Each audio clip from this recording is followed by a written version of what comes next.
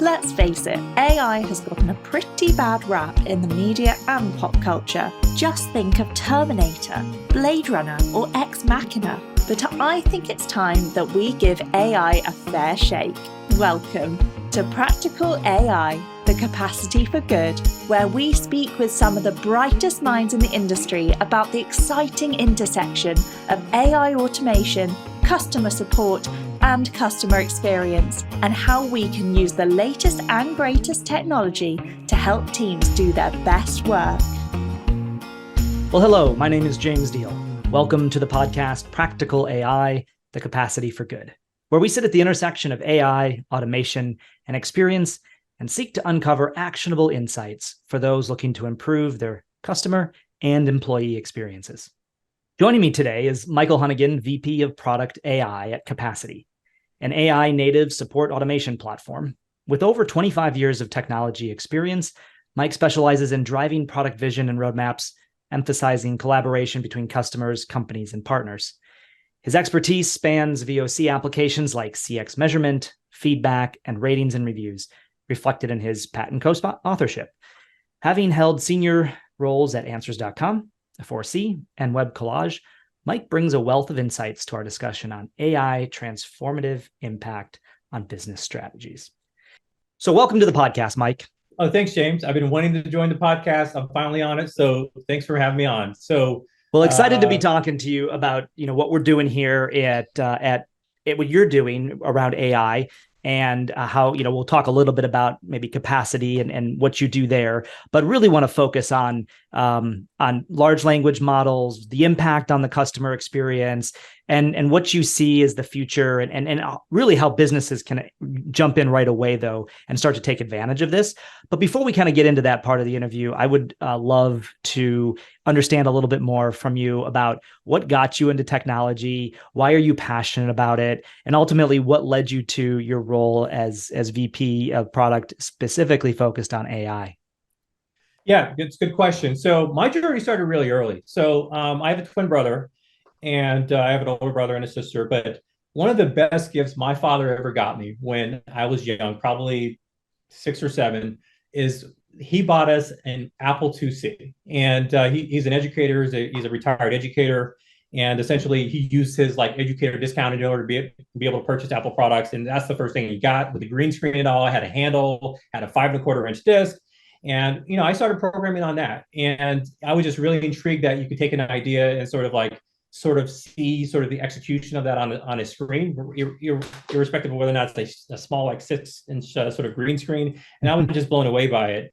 My next major progression from there was, getting a PC, a Performa 6115, Apple Performa pizza box shape. And this is when, the PowerPC processors first came out as the big thing. Mm-hmm. And this is around the time of the advent of the internet. This was probably in the mid-90s, in 1994.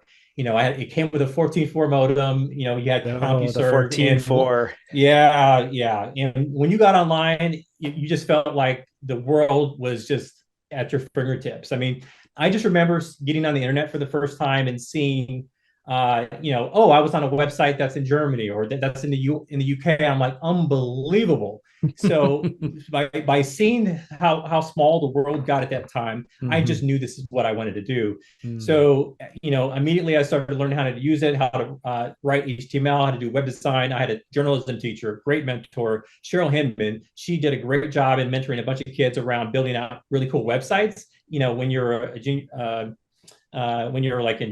think it was a sophomore, junior, senior around that time. And we actually, at that time, we actually took these websites and competed. At that time, they had competitions for who built the website. So what are you building? What kind of website are you building in 1994? What did it look like? Oh, man, you're taking me back to the old school. So one of the websites, the first big website that I did I had a couple of teammates. I think his name was Tim McCarthy, I think it was his name, is we built a competitive website around Team Court. It was essentially it was a program that was instituted locally in my hometown of Galesburg, Illinois, where teens were judged by their peers. And they found using that program, it helped decrease overall recidivism. So teens, if you were judged by another kid your same age, the chances of you doing that same crime over again, or stealing or whatever, or delinquency, would be a lot lower if your peers judge you. Wait So a second. Side note here. Are we talking about like a real thing? Like they were actually being No, judged, like as part yes, of the yes, juvenile court system? Yes, Oh, yes, it was wow. part Okay. of the juvenile court system. And what Okay, was cool was this program, sort of flourished with the help of like our website. So we competed. Our goal was to get this program instituted in multiple communities around the United States, and we entered this into a competition called ThinkQuest. And as a result, I think we got like second or third, but either way, I got a $12,000 scholarship out of it. So, Nice. so I used that cash money against, books. I could buy, at that time you could buy your entire like semester's worth of books, but today you can just buy like maybe a semester's worth of books with that kind of money. But yeah, it was a lot of fun, and that really sort of got me involved in doing web design, web development. I started with Photoshop 3.5. And that sort of wonder of like what's possible sort of really led me into AIs, because just using tools like this could really help augment the potential of like humans in general. Mm-hmm. So specifically, you're in product management. Why product management? Why not development? What was your degree? And I guess, how did you end up in this product management area? Well, I'm not smart enough to to be an engineer. So that was the first thing. No, I love, so the thing is with product management is that if I can step back a minute, I started a company in the mid 2000s. I sold furniture online, e-commerce, and I also sold area rugs. I had a little mini area rug store in Maplewood, Missouri, and I just love being on all parts of the business, where I could be in sales, I could be in marketing, I could be in development, design, just being part of that overall sort of workflow to be able to deliver a product or service is just my thing. I just like having my hands on quite a few things, and to really keep me interested. And in that sort of translated in the private sector is sort of like really sort of in technology is really just product management. That's what product managers do. Product managers are, even though they don't have necessarily tons of direct reports, they indirectly work with individual specialized teams to be able to deliver a product or service. And that's sort of like really attracted me. So, my first real product management job, this was after I started my startup, but I was in like 2010. I was doing just basic design and UX work. I really thought UX is where I was going to spend the rest of my time, in working inside of private companies. But I really started leveraging a lot of my additional skills that I've learned along the ways and started my own company in product management. And I really felt product management was the home, and just being able to deliver ideas very quickly, working across multiple teams was the thing for me. Okay. So now fast forward, you're VP of product management at Capacity, focused on AI, right? Yeah. And so what is your focus there today? What are you looking at? What are you doing every day to at Capacity there as it relates to AI? It's a good question. So I spend the vast majority of my time identifying key workflows our customers try to solve, and try to find ways to make those workflows more efficient and effective with generative AI. Mm-hmm. So, with Capacity, it's a platform. We have tons of different product lines, from help desk to workflows to development tools to being able to publish support sites. We have it's a lot of capability within Capacity, and across each and every single product line, there is a definitive use case to make our end users and our end users' lives a lot easier with using generative AI. Whether or not it's helping them author content, or whether or not it's helping answer questions using a chatbot, or whether or not it's trying to automate key business processes, that used to be done with old ML sort of algorithms that now can be handled completely with generative AI. So this has been a huge opportunity for companies to really level up very quickly without having to spend a lot of money, to be able to deliver real meaningful results on using generative AI. Yeah.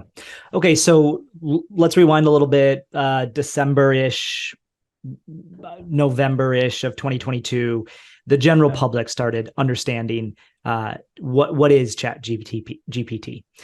And so how, when you think about that though, or as you look at it, when did you start understanding? And really for those people that are maybe not super familiar with, they know ChatGPT, but maybe not the term LLM or large language model, that really is what GPT is. And there's others, there's Bard now at Google, and Microsoft has their product. And so the LLM is really what we're talking about. When did that get onto your radar? And let's talk a little bit about what they are.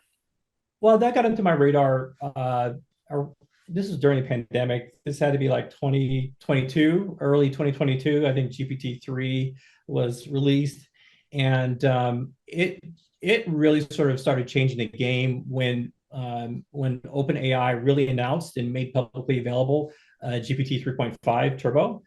And just to step back, just to give everyone an idea, what are large language models?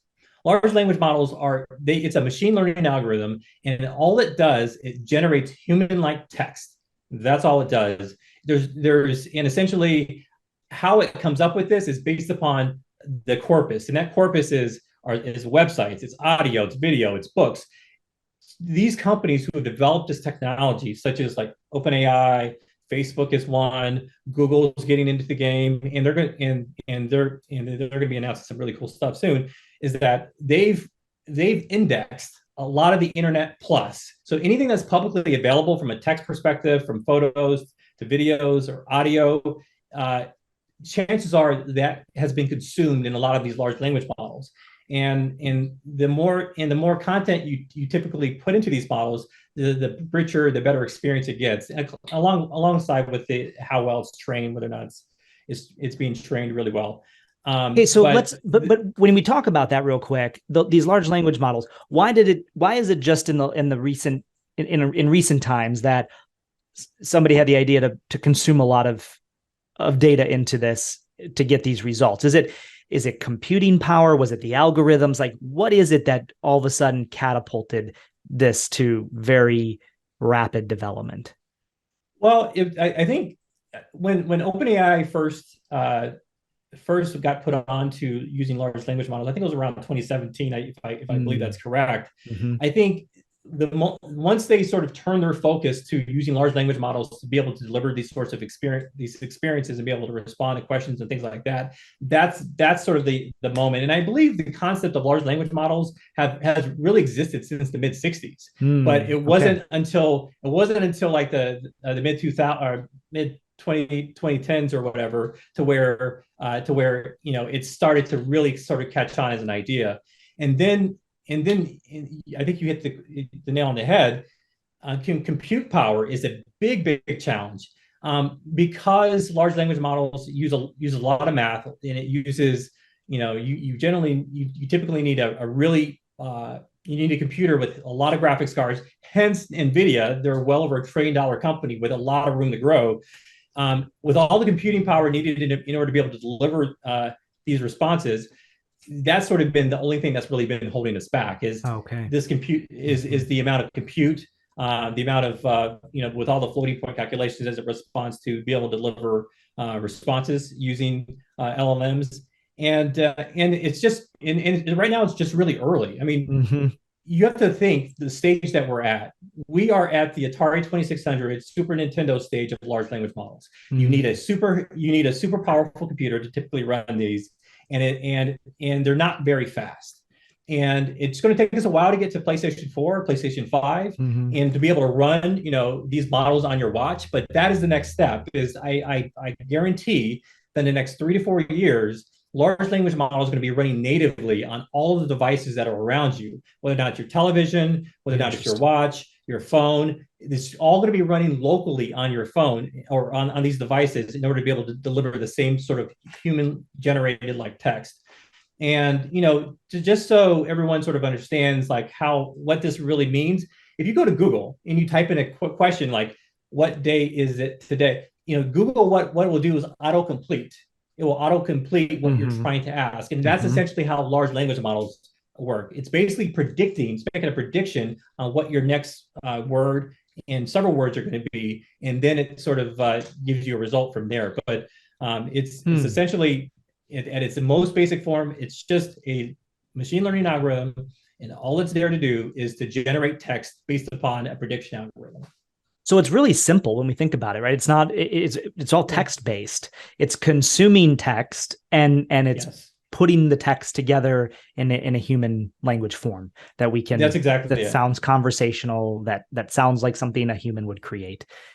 So does this eliminate Google's like search engines? I mean, are search engines gone then because you just ask a question and it answers it for you? Okay, I'm gonna have a lot of SEOs mad at me. That's a great question. That's yet to be determined. But I have to say personally, my usage of using search engines like Google to be able to find things or ask questions has almost went to near zero. I spend most of my time talking to generative AI tools like GPT-3.5, GPT-4, in order to get the questions to it's my tool. It's literally, I have a window or multiple windows open simultaneously, asking it questions, helping me think through, helping me build out product requirements. I mean, it's not there to, it's, again, one of the downfalls of generative AI is that with a lot of the models that are out today, it hallucinates. It makes things up, and and that's not bad for all use cases. I mean, if you're doing creative some would argue that's creative, not a bad thing, and creative is good, right? That's absolutely right. But when you have a set of fixed constraints, let's say you have the answer to a question on this page of the book. You don't want the AI to sort of go outside of the bounds of that to start making up facts on its own. So it has pros and cons. And the big challenge is identifying, making sure that in your work you find the right model that works best for your use case. So it's going to be important that if you're working with large language models, you define exactly what your use case is very early on, so your expectations are aligned. So if you're using a chatbot, and you're using a chatbot in a very commercial way, you don't want it to hallucinate. You don't want it to make up facts. You don't want it to tell your customer your package is coming in 2032 when it's actually coming tomorrow, right? So you want to make sure that you use it appropriately. But for authors, I mean, if you're an author today, like, this is your tool. I don't know why you're not writing 10 books, a year with this capability, but you can really get the creative juices going with this at your side. Matter of fact, my sister-in-law, she's interested in writing a novel, and she was like, I don't even know how to get started. I just have the basis of an idea. So I showed her, GPT-3.5. And she was like, whoa, it started generating a book. It started generating the chapters and defining out and breaking her book into manageable pieces. And she says she's actually going to continue on with the work of that. So I think depending upon the use case, you really need to dig into it. And another thing I got to say is, for folks who for use cases that you're wanting to deliver fact-based information, you're really going to want to get into a model that's very steerable. So, for example, one of the models that I really like using quite a bit in my day-to-day is GPT-4. It is just so accurate, it's so good, and it's just very steerable. It's like I can tell it what to do, and it does exactly that a lot of the times. But if I use some of the older models, like let's say it's DaVinci, or whether or not it's GPT 3.5, even though they're really good overall, but for the type of work that requires facts and sticking to the facts, it tends to hallucinate a little bit more. Those have been improved, but there's models like Cohere and Anthropic, but at the end of the day, you just have to find the model, find the brand that fits you best, and then learn how to use it and spend a lot of time practicing how to talk to it. Okay, so and then that we could get into that, right? Like that's I think a whole nother subset of developers that are coming up is prompters and being able to very specifically prompt these large language models to get you're looking for. But I know that's a kind of probably a separate conversation. So, but let's take what you were just saying, and what are some examples? Let's think about large language models applied to some existing business practices. What are some ways in which businesses can use these to transform some traditionally manual or traditionally time-intensive business practices?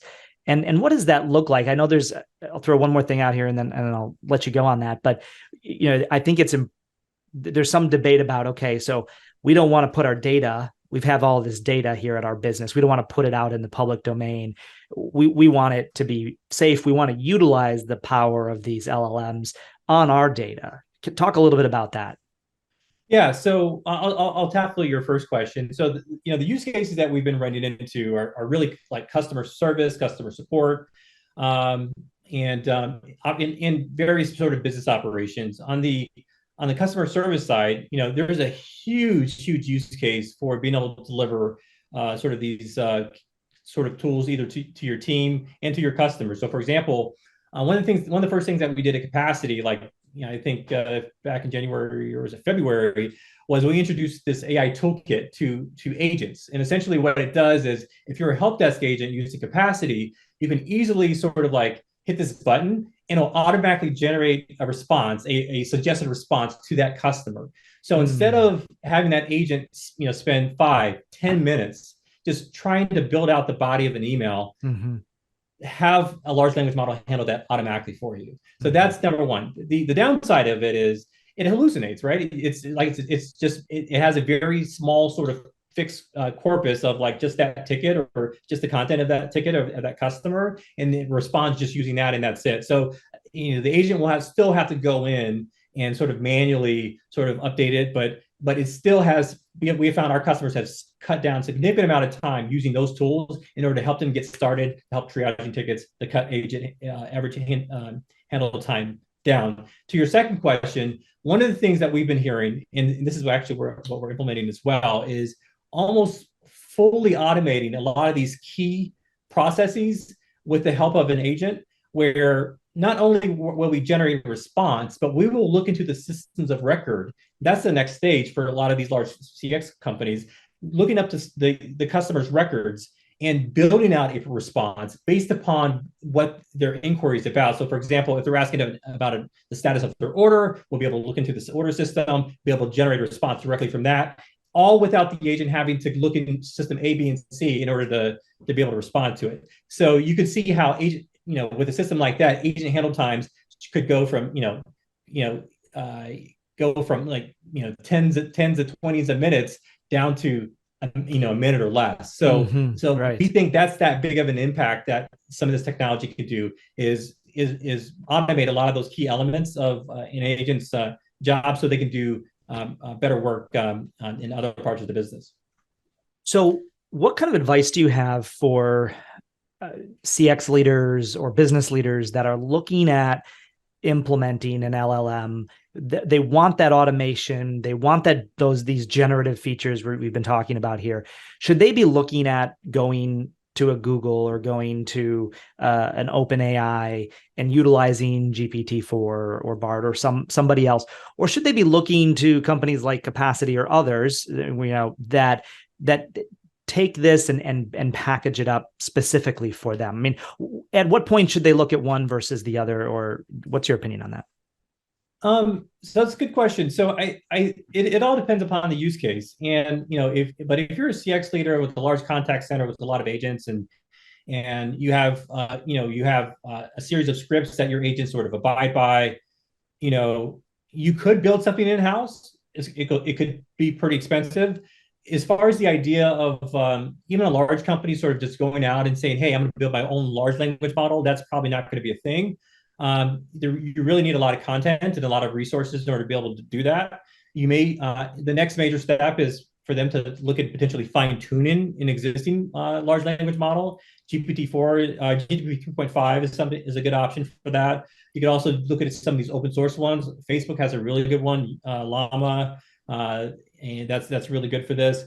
So there's a lot of opportunities there, but again, it's like the Lego pieces. It's like that's sort of the dilemma that you have to deal with. Do you want to spend months or potentially years trying to build this with an uncertain result versus like working with a company like Capacity where we can just set this up almost turnkey inside of your organization. So that's completely up to you. But as far as your question in regards to like using a private corpus, that's the name of the game. So if anyone's out there who's putting in any company information or customer information into GPT or ChatGPT, I wouldn't recommend doing that because again, right. Depending upon how your settings are configured, you may want all the content that you're pushing into GPT is saved.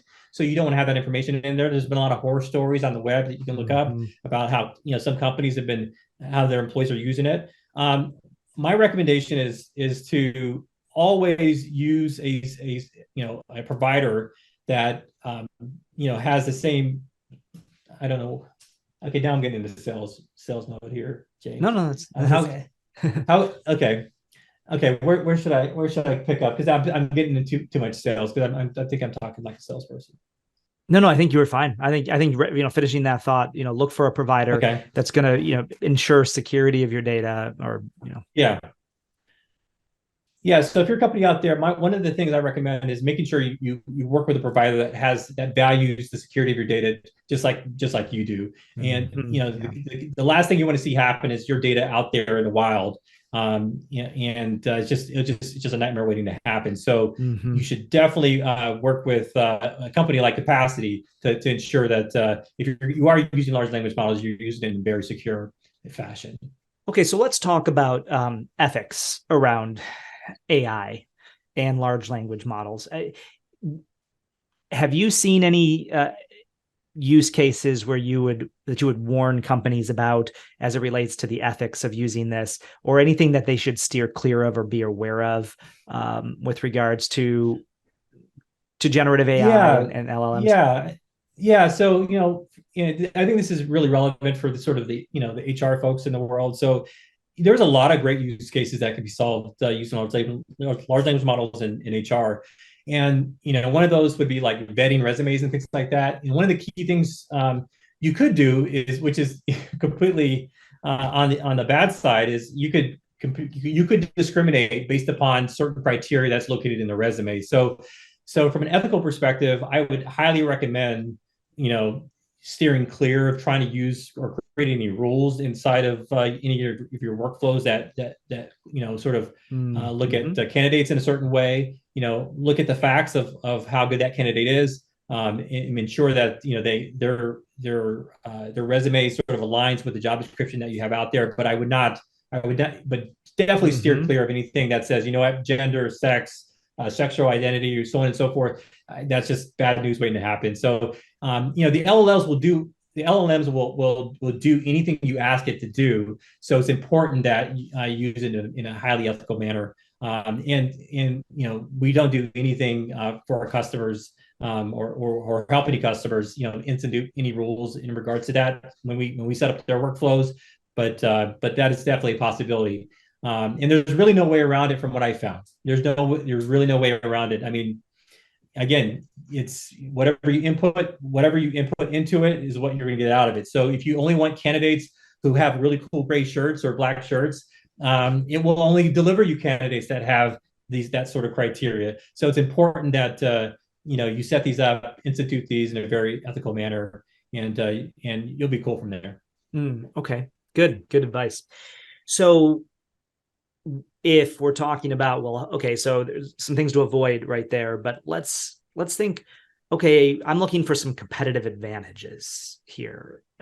So from your perspective as a product leader, what could businesses be thinking about around competitive advantages of using AI, generative AI, and LLMs? Well, good question. I think it starts with first identifying the workflows that you're looking to automate, whether or not it's a workflow that runs as far as runs on the customer side, inside of your chatbot, or whether or not it runs on the back end of your business. But there's a lot of green space for our individual companies to innovate. I mean, Do you have you know, types of workflows that you recommend that somebody look at initially? Like what type of a workflow maybe? Well, I just brought it up on HR operations. One of the key workflows would be like for your internal support employees. You could set up a workflow to answer all of your employees' questions just using your internal sort of HR documents. Okay. That is something that could be just automated, just like that, right? Instead of your HR team filling these questions in, like how much time or how much PTO do I have off, or I need to take this date off or that date off. Instead of having that go through a human being, completely automate that, and that will give your team the some more bandwidth to be able to innovate on other things. But if you're a product leader, I would definitely find write down a list of your top 5 workflows, whether or not it's HR, whether or not it's customer support, whether or not it's sales or marketing. Identify what those workflows are, and then work backwards from there. Figure out like where's the data that I need to use in that workflow, and then sort of tie all those things together with large language models. One popular system that's open source is LangChain. That is a open source system that ties together large language models along with, and it has a whole bunch of other connectors that will connect to your data. That's a great system to use if you're really good at engineering and you have a really good enterprise grade engineering stack capacity. We also can do this with our workflows tool. But again, write down what are the workflows that need to be automated. 2, make sure you get the data. You can't do AI on data you don't have. So you have to get the data. Sure. And then 3, get a tool to tie all those things together. And then you're going to be on your way. Great advice. Appreciate that. So let's jump forward. Let's think future. What types of developments do you anticipate in the realm of LLMs? What do you see coming next? I mean, we talked a little bit about that on the front end. Does search go away? But what's some of the trends that you think we will see with LLMs in the next 18 to 24 months, say? Well, as I said earlier, I think that, LLMs have a very small memory window. GPT-4 has a memory window of 8,000 tokens. It's approximately... what does that mean? What's a memory window? Well, memory window is like how much text it can consume. I believe a token is around 1.5. It's plus or minus. Like a token could be one or 1.5 words, but that is your limitation. So let's say, for example, you had a large book, and the only thing you could ask GPT is like the first 5 pages or first 10 pages of that book, and that's it. And outside of that, it won't be able to consume it or make decisions on it. It only will be able to consume what you've passed into it. So because of that limitation, I think memory windows will get larger and larger. So you will be able to create much more grand prompts to deliver you larger pieces of content back, because right now you're limited to how much content it can deliver back to you, whether or not. So for example, I can't just like type in, write me a book, and it will write me a 100-page book. It just won't do that. It does not have enough memory. But I do see that memory window increasing as memory chips get faster, computer chips get faster, graphics chips get faster, and I think that will increase. That's number one.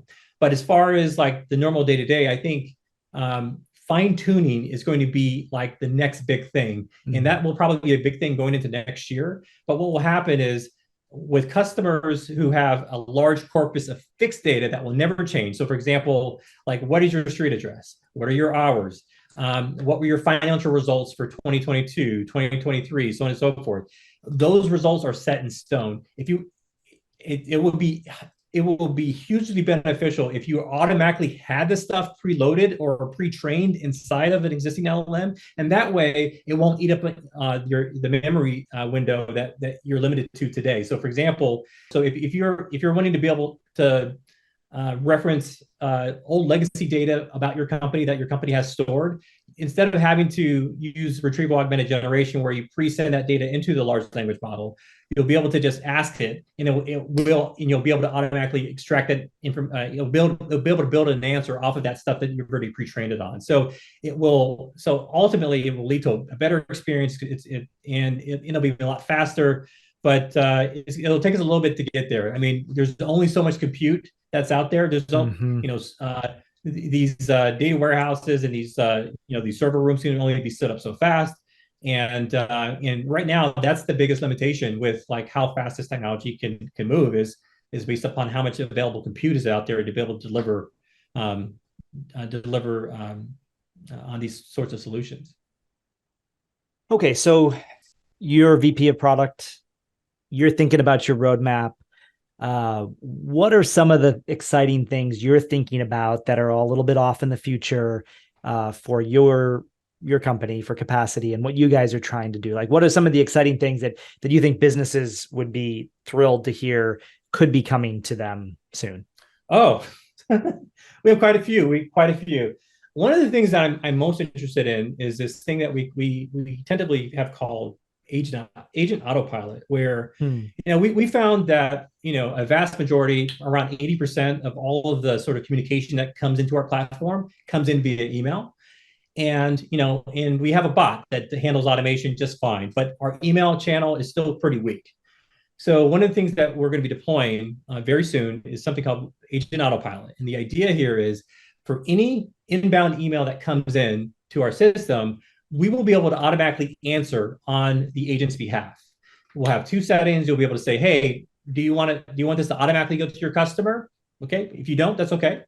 But what it will do is it will also generate a response for that agent to just basically copy and paste, hit send, and there you go. So that is one of the things that I'm most interested in, because for all the amount of time and all of the reports and all the leaderboards that deals with sort of maintaining and managing and facilitating a help desk, it's very time consuming. So I want to be able to make those lives with the agents a lot easier and and make them work a lot faster. Just giving in these sort of new capabilities that are under the underlying pieces of capacity. So agent autopilot, really excited about that. So that should be coming this year. Next year, and I just spoke to it, is to be able to help some of our enterprise customers build out and train in custom models based upon their data. So we have customers that sit on terabytes of data that they would love to be able to have accessible at the end of their fingertips, but they can't. It's like it's like literally faxing it in. You literally have to send an email to this department and they'll look it up, and then maybe a day or two later they'll be able to find that PDF or find those sets of PDFs and get you the answer that you need. Well, that's what we want to be able to do at scale, is do the pre-training and also ETL at scale, be able to consume all of that content and be able to deliver it with at the end of your fingertips. So I think that's going to be it. It's hugely exciting, and it's a huge pain for our customers, and where they have a lot of legacy data sitting on servers internally. And being able to have access to this almost instantly is going to be a huge help to their bottom line, and being able to reduce their overall sort of increase their overall operational efficiency. Yeah, absolutely. Well, exciting. Let me switch gears a little bit here as we get close to wrapping up. So you personally, anything you're doing that's kind of interesting or fun as it relates to AI? Yeah, it's interesting you say that. Yeah, so I was doing some prompting stuff back in 2022. I started a small little itty bitty company it was called hairbyai.com, and essentially it's something that I thought was really cool, where one of the things my wife told me was like, hey, it'd be really cool if I could find, when I go see my beautician, I can come to her with hairstyles that look good on me, because what she told me is that it's when you make a change to your hair, for me it's a little bit different. I mean, I was going to say, guys, for you, how do you use this app? Yeah, you're not your target audience, are you? No, I'm not my target audience, but I have a good focus group. And I do a lot of VOC there.